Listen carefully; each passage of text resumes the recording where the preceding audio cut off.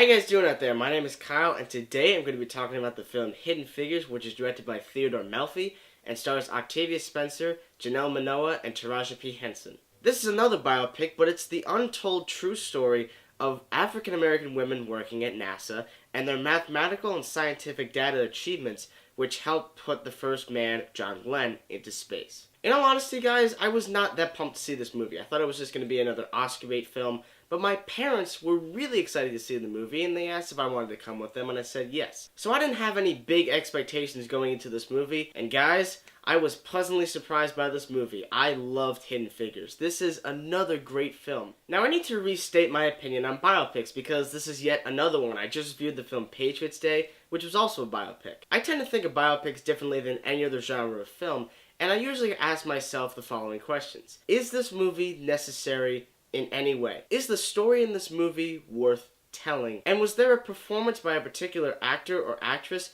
or the entire ensemble, that made me feel like they were the actual characters portrayed on screen? Hidden Figures, just like Patriots Day, answered all three of these questions. The fact that no one knew about this story still boggles me to this very day. The fact that it was never shared, that there were African Americans working in NASA who were the mathematicians and scientists behind launching John Glenn into space. That's incredible. The ensemble cast in this movie is fantastic, so let's talk about them. Ocatvia Spencer is great. She is easily one of my favorite actresses.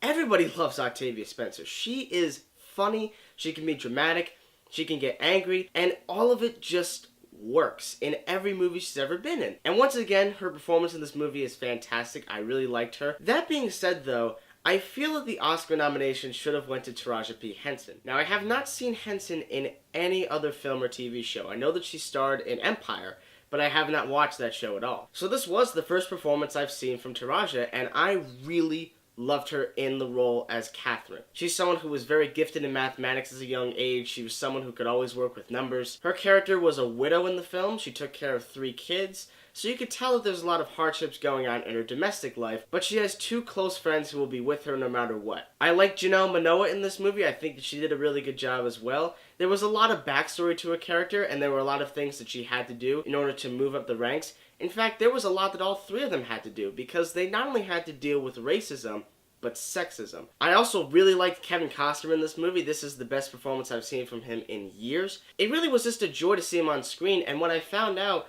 was that he was originally slated to direct the picture, but they really wanted him to star in it instead because he was getting very passionate with the project. And that's really cool. I've always loved Kirsten Dunst. I've grown up watching her as Mary Jane Watson in Spider-Man, so there's a lot going on there. But with this movie, this is the very first performance where I was just disgusted by her, because she played this very cold, dark, racist person, and it just really got under my skin. But by far, and I mean by far, the biggest surprise in this movie was Jim Parsons. His performance as Sheldon in The Big Bang Theory is one of my favorites of all time. That's one of my favorite shows of all time. But in this movie, he plays an absolute dick. Like Kirsten's performance, he's also a very cold, dark person who doesn't say racist things, but you know that's what he's thinking. I really like the dialogue sequences in this movie. I feel like most of them are very well done. A few of them are a bit overdramatic, and you could feel that for the purposes of a theatrical experience. But overall, the dialogue sequences really kept me engaged throughout the entire film. And while the movie does have its very sad moments, for the most part, it's a very upbeat, feel-good movie. It has tons of those moments that just make you feel good. And there's a particular scene, I'm not going to spoil it, where I actually agreed with the audience and I said, oh, because it was such a charming, cute moment.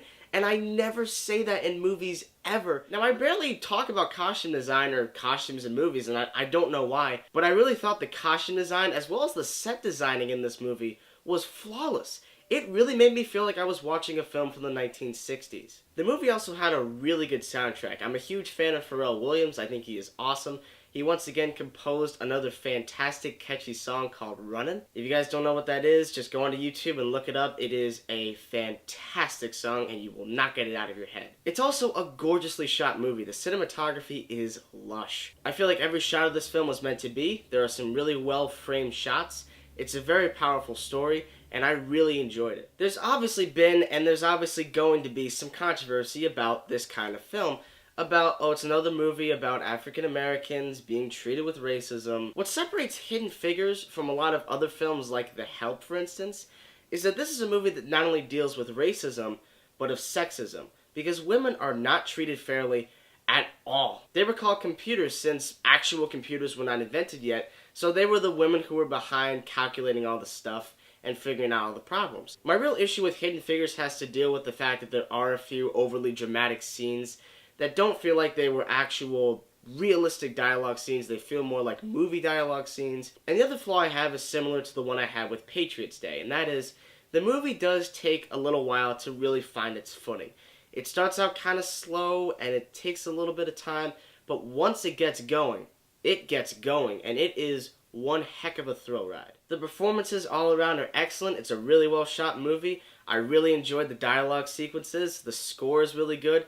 Hidden Figures was a success. It was very surprising for me. I really liked this movie. So in the end, guys, I'm going to give Hidden Figures an A. So what did you guys out there think about Hidden Figures? Did you like it? Did you dislike it? Are you somewhere in the middle? I love to hear all your comments, so send them in the comment section below. Thank you so much as always for watching my reviews. I will be back talking about Hacksaw Ridge. Very excited to talk to you guys about that one.